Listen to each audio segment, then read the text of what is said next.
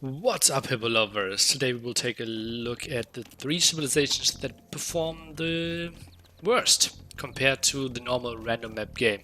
Remember, random map, we are starting in Dark Age, Empire Wars, most of the time Feudal Age, and Dark Age bonuses are relevant. So Chinese normally start with 3 extra villagers and then you queue up Bloom and you normally have like a 2 villager to 2.5 villager advantage. Not happening right here. They are simply a generic civilization when it comes to their start. So Chinese, probably not a bad civilization. I would say maybe C tier, B tier, I would think, but heavily losing, obviously in random map. If we talk Arabia, considered to be top 1, maybe top 3, something in that ballpark, and heavily falling in those settings. Another civilization that has a strong Dark Age bonus that won't really matter at all is Mongols, simply because we don't have any boars on those Empire Wars settings.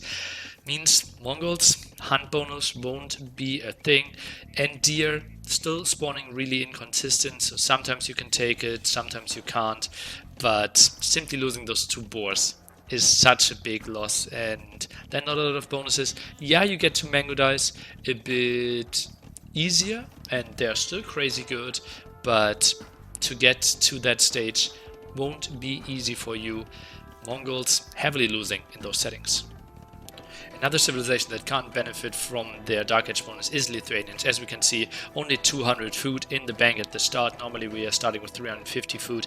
There were some earlier versions of Empire Wars where we still had Dark Age bonuses and could just do 2 more scouts in there. They were crazy. That's why we saw them in the early Empire Wars events. But since Red Bull 3, that was not an option anymore. A civilization that's still absolutely playable, but certainly doesn't have the punch at the early start like it does in random map. Notable mention of a civilization that suffers in a different way are the Japanese, simply because we already have a mill, 3 lumber camps and a mining camp. Means you can't really get to use that discount. Men-at-arms not really viable, long distance, tough to get to them, you need to wait for the men-at-arm upgrade, so not really an option, and they are kind of optionless here, and I think they are losing quite a bit as well. Also, something I want to mention is the civilization of the Malay. Something I really like in random map, but advancing to the next age 66% faster means you're kind of saving 2 villagers advancing from Dark Age to Feudal Age. That won't be a thing, and they're a bit more generic. Yeah, you can still get the power spike from Feudal Age to Castle Age, but it doesn't feel like it has the advantage, and certainly lost quite a bit there as well. Now I'd like to know which civilization you think is absolutely unplayable in Empire Wars. Let me know in the comments below. That's it from me. Goodbye, Hippo lovers.